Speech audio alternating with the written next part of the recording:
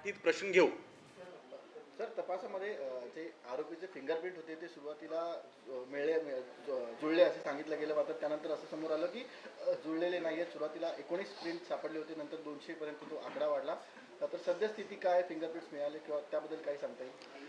Fingerprints बाबत जे काय संभ्रम आहे मी तो दूर करण्याचे प्रयत्न करतो। फिंगरप्रिंट्सची कुठली अधिकारिक रिपोर्ट आपल्याला अद्यापर्यंत ॲज ऑन डेट मिळालेली नाही। आम्ही सुद्धा रिपोर्टची प्रतीक्षेत आहोत।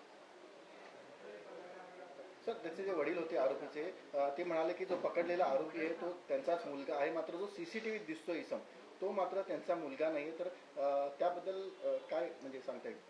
त्यांचे वडिलांचे स्टेटमेंट बद्दल मी काय सांगू शकत नाही, पण मी हे ठामपणे सांगू शकतात की आपण जे आरोपी पकडलेला आहे त्याचे विरुद्ध अद्यापर्यंत तपासामध्ये भक्कम पुरावा आपल्याला मिळालेला आहे, जे कोर्ट ऑफ लॉ मध्ये स्टँड करणार आहेत। कोणते कोणते पुरावे त्याबद्दल काही सांगता येईल? आता तपासामध्ये जवळपास 10 दिवस त्याचा रिमांड झालेला आपल्याला ओरल, फिजिकल आणि टेक्निकल या सर्व स्वरूपाचे पुरावे मिळालेले आहे आणि त्याच्यावर आपला काही इन्व्हेस्टिगेशनमध्ये वर्कआउट सुद्धा चालू आहे। जे सर, त्याच्या घरी जे सैफ अली खानच्या घरी जी लोक होती ज्यांनी ज्यांचा एन्काउंटर झालेला आरोपी बरोबर, त्यांच्यातला कोणी म्हणजे समोरासमोर आलेले एन्काउंटर नाही, त्याच्यातलं कोणी ओळखलंय का आरोपीला, किंवा त्यांची IP झालंय का, त्या संदर्भात काही सांगता येईल?